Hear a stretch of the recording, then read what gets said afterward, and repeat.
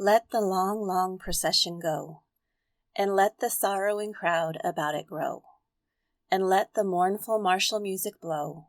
The last great Englishman is low. Alfred Lord Tennyson.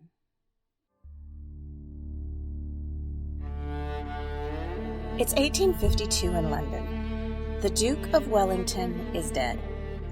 This isn't just the passing of a man. This is the death of a national hero, the military genius that defeated Napoleon at Waterloo, a symbol of British strength, and the response is enormous. His funeral becomes one of the largest public spectacles England has ever seen. Streets are packed shoulder to shoulder. Windows and rooftops are rented out so people can secure a view. Vendors sell souvenirs. Newspapers rush out special editions. Alfred Lord Tennyson, the leading poet in England, writes an ode to commemorate the great warrior. The funeral procession is grand, heavy with ceremony, designed to impress. And people care, deeply. They come because this feels historic, because it is historic. And they come because showing up feels like a way to belong to something larger than themselves. But one man is not impressed. Charles Dickens, you remember him, the author who wrote A Christmas Carol, David Copperfield, Oliver Twist. That Charles Dickens is watching the funeral play out, and he's furious. Not because there's a funeral, not because a life is being honored, but because grief, in his eyes, has been turned into a performance. Death has been commercialized. He writes a scathing essay condemning what he calls a barbarous show and expense, arguing that these elaborate displays do nothing to honor the dead and instead place a burden on the living. For Dickens, something essential has been lost. The funeral has become so consumed by spectacle that it forgets its most human purpose. Dickens wasn't arguing against funerals. He was arguing against funerals that forget why people are there in the first place. Welcome to Death Becomes Her, the podcast where we discuss death, dying, and grief from a variety of angles.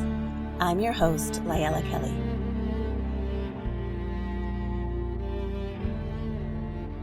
Today we're taking a look at funerals and discussing when ritual overwhelms and when it just plain disappears. Dickens argued that the funerary rituals of his time were overwhelming. Despite his criticism, mourning rituals only became more elaborate as the Victorian era progressed. Grief was visible and prolonged. There were protocols. I talked about this in an earlier episode called The Cult of Mourning. Fast forward to now, and we often see the opposite. Minimalism, silence, sometimes nothing at all. We hear that someone has died and there will be no funeral, no gathering, no acknowledgement. And what lingers is kind of a strange, unsettled feeling, like something has been left unfinished. Without some form of ritual, a person can disappear socially before grief has anywhere to go. There's no shared moment to mark before and after. No safe place to put the sadness, the confusion, the shock, the love. The person has simply vanished from our life. They were here, now they're gone. Here's the thing about a funeral. When we go to a funeral, not everyone cries, not everyone speaks, not everyone knows what to say. But everyone knows why they're there. And when there is no there, no defined space for us to sit in our grief, we can feel isolated and lonely. We may feel like we're the only ones struggling to make sense of what has happened. But sometimes there's no funeral and we have no control over that. No service, no gathering, no shared moment to mark what happened. That may have been a choice or a circumstance or something that just never came together. If that's your experience, you're not wrong for still needing something. When there's no formal funeral, it doesn't mean there can't be remembrance. It doesn't mean you missed your chance. Sometimes we just have to make our own meaning. A dinner, a hike, a toast, some kind of moment where we can acknowledge that this person, this loss, mattered. Silence is one extreme, spectacle is another.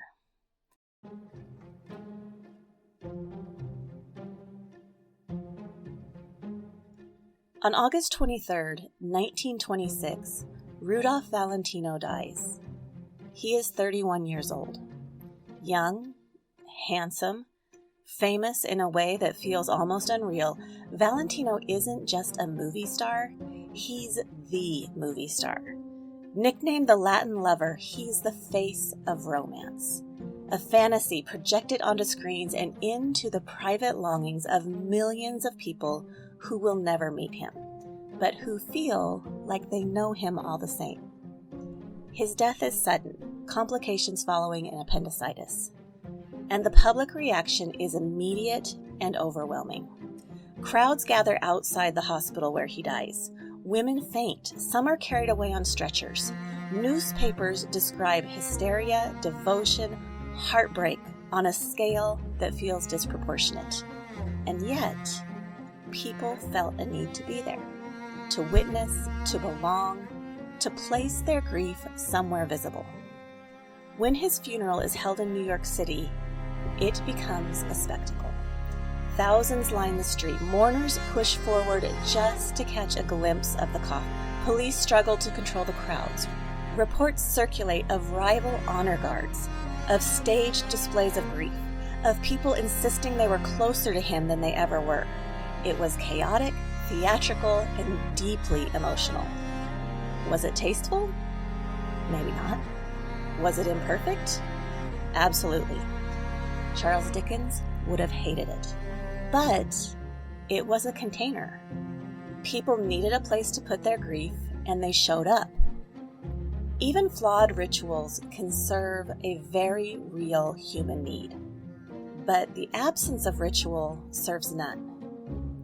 Recently, a friend said something to me that I haven't stopped thinking about. She told me she has never felt comforted by a funeral and questioned why she should go through the trouble of even planning one. Maybe her words came out of the raw emotion of the moment, but it's hard to deny that something deeper was underneath. In some way, the funerals she's attended have failed her, and that matters. And she's not alone. Many people feel disconnected from funerals, alienated, unmoved, or worse, misrepresented by them. If that's you, I want to say this. You're not broken, and your grief isn't wrong. Something essential may have been missing. Most of us have been to a funeral where something didn't sit right, something was off. Maybe the deceased was called by a name that no one ever used. Maybe the story felt kind of flattened, sanitized, or just unfamiliar. Maybe the person you loved seemed to disappear beneath a version that just didn't ring true to who they were. I once attended a funeral where the woman was described as deeply troubled and harmful to nearly everyone in her life. The service framed the gathering as an opportunity for all of us to forgive her and release our anger. That had not been my experience. That was not the woman I knew. I didn't feel like I needed to forgive her, and I didn't feel like I needed to give my anger to the invisible rose that I was told to imagine floating in front of my face. I wasn't comforted. I was irritated. I felt like assumptions had been made about my experience, and those assumptions felt very, very wrong. I didn't appreciate being told how I was supposed to feel. That experience happened 27 years ago, and I still remember how it made me feel. And maybe that is part of what brings me here today. My experiences have shaped my belief that authenticity isn't optional. Rather, it needs to be the foundation for how we memorialize a person.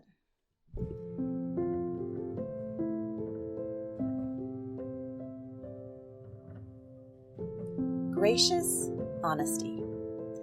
That's a phrase I return to again and again in my work as a celebrant. Gracious honesty.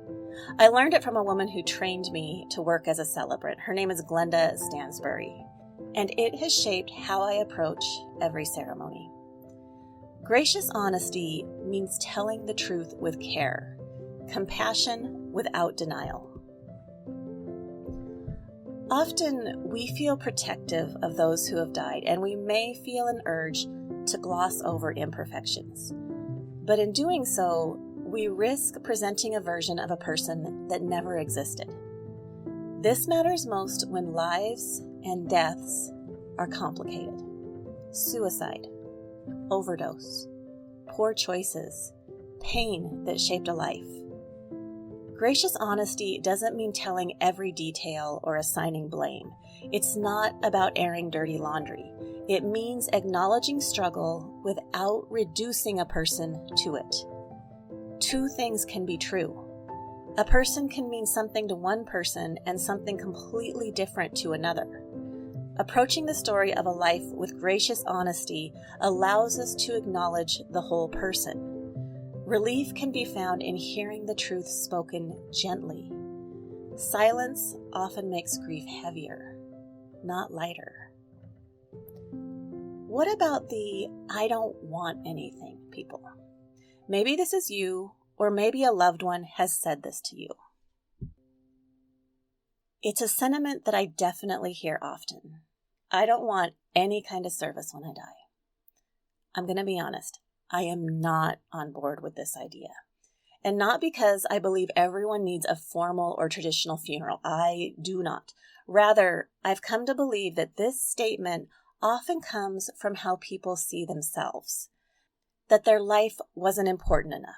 That they don't want to be a burden. That they don't deserve the effort. That simply isn't true. Every life matters. And when we prohibit the people who love us from memorializing us in any way whatsoever, we may unintentionally leave behind an unresolved hole, something that complicates grief rather than simplifying it. Memorials are not for the dead. They're for the living. We can plan for our deaths without controlling how others grieve. You can express your wishes without forbidding remembrance. Here's another place where people get caught up. The actual content of the funeral. Some feel like they've attended the same funeral over and over. A cookie cutter cut and paste eulogy. Insert name, add biographical details here. But here's something else that I'm seeing more and more often. The idea of a church service or faith language doesn't ring true for everyone.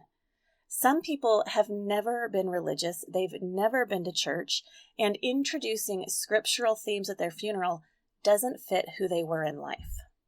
But there are alternatives, and that's where funeral celebrants come in. We're all about offering those alternatives and trying to create personalized celebrations of life. Not everyone fits into the same box. A meaningful gathering might be a dinner at a favorite restaurant, a walk in a dog park, raising a glass at a familiar bar, small group in a backyard.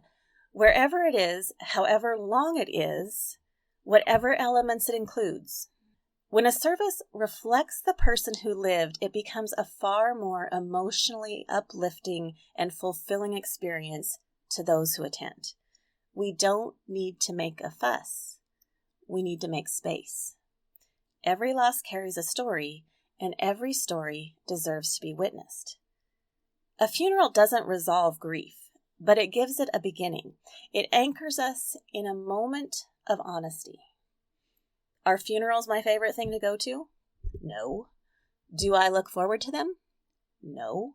That doesn't mean gathering together doesn't have immense value.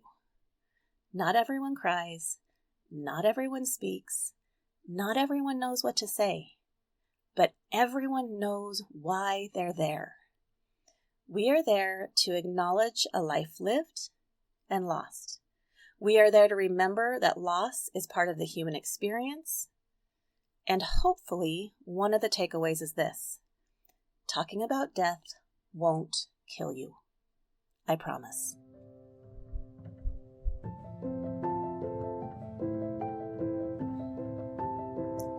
As always, thank you for listening to Death Becomes Her. You can find me online at www.leavingwellmt.com. You can also find me on Instagram and on TikTok. See you there.